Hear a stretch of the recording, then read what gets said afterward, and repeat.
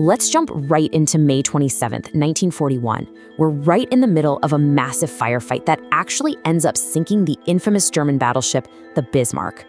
Now, out of the Bismarck's 2,200 crew members, only 118 survived the sinking. But when a British destroyer arrived to pull the surviving prisoners out of the water, they found one completely unexpected survivor, just clinging for dear life to a floating piece of wood.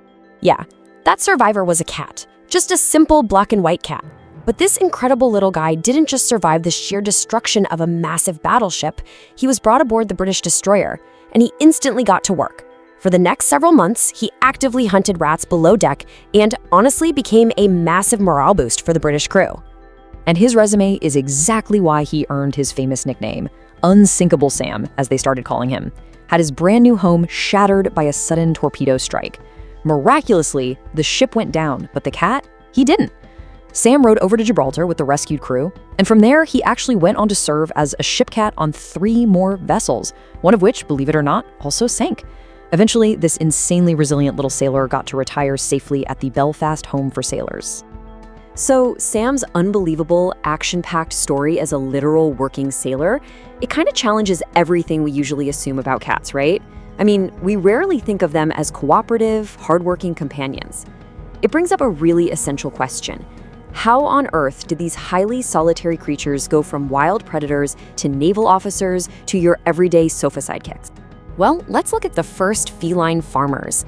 To find out how this whole relationship started, we've got to rewind the clock. We're jumping back more than 10,000 years to the Fertile Crescent, right around the time when humans were just starting to really figure out agriculture. During this period, early farmers started producing way more food than they could eat all at once. So naturally, they learned to store their excess grain in these large clay silos. But massive stores of grain inadvertently attract absolute hordes of rodents. And those rodents? Well, they drew in a very specific, highly solitary predator. Meet Felis sylvestris libica. This was a fast, fierce, completely carnivorous wildcat that roamed across North Africa and Southwest Asia. Now, you might be wondering, how do these ancient predators compare to the pets we know today? Surprisingly, they were actually remarkably similar in size and appearance to modern domestic cats. The main difference is, these ancient wildcats were definitely more muscular, they had these very distinct striped coats, and, crucially, they were significantly less social towards humans and, well, towards other cats too. But here's the thing. The sheer abundance of easy prey in those rodent-infested granaries was just too good to pass up. As these typically solitary wildcats figured out how to tolerate being around people just to get an easy meal, the farmers, in turn, were more than happy to tolerate the cats. It became this perfectly balanced mutual agreement. The farmers got free pest control to protect their precious grain, and the wildcats got an absolute all-you-can-eat buffet of rodents. Win-win. Moving right along to seafaring cats conquering globally. This agricultural relationship was so incredibly successful that cats quickly began migrating right alongside those Neolithic farmers, spreading from Anatolia out into Europe and all across the Mediterranean. But they didn't just walk there. No, they actually took to the seas. Why? Because vermin were a massive, massive problem on the high seas. Rats and mice would eat precious provisions, and, get this, they'd actually gnaw right through the vital lines of ship rope. Because of that constant threat, these talented Anatolian rat hunters seamlessly transitioned from farmhands to absolutely essential maritime workers. You literally couldn't have a successful long voyage without a cat on board. Now, what's really fascinating here is that around the exact same time these cats were setting sail, the Egyptians were busy domesticating their own local cats. And they revered them, not just for catching rats and birds, but for taking out highly venomous snakes. They became so vital to Egyptian culture that they literally gained religious immortality. I mean, they were depicted in frescoes, carved into hieroglyphs and statues, and even mummified alongside their owners. These Egyptian ship cats famously cruised the Nile, holding off poisonous river snakes before eventually graduating to larger ocean-bound vessels. And this timeline perfectly illustrates their path to global domination.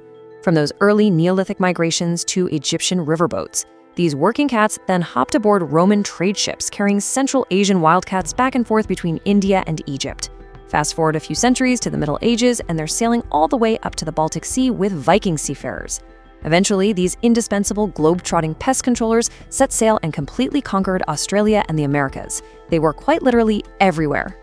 Which brings us to the wild cat inside. Because of all that intensive global maritime travel we just talked about, most of our house cats today actually descend directly from either those Near Eastern or Egyptian lineages. But that reality brings us to a rather surprising genetic twist. When scientists look closely at modern genomes and coat patterns, they find something amazing. Think about dogs for a second. Dogs have undergone centuries and centuries of intense selective breeding by humans to completely change their shapes, their sizes, their temperaments. But modern cats? Totally different story. Genetically speaking, they've essentially kept their original wild DNA. They are practically identical to their ancient wildcat ancestors. If you map it out trait by trait, you quickly realize that aside from making them just docile and social enough to tolerate sharing our homes, and, let's be honest, putting up with us, we have done almost absolutely nothing to alter their natural behaviors. Their genetics remain wildly similar. Their core instincts as fierce carnivorous hunters? Completely intact. In other words, the cat sitting in your living room today is more or less exactly the same creature it has always been. They are still wild animals, still fierce hunters. As one researcher perfectly summed it up, they are creatures that don't see us as their keepers. And given our long history together, they might not be wrong. So, the next time you look over at your fluffy sofa sidekick purring away, remember you're actually looking at a fierce, working, wild animal that managed to successfully hitchhike its way across the entire globe. Which really leaves us with one final, fascinating question to ponder. After 10,000 years of this perfectly balanced arrangement, who really tamed whom?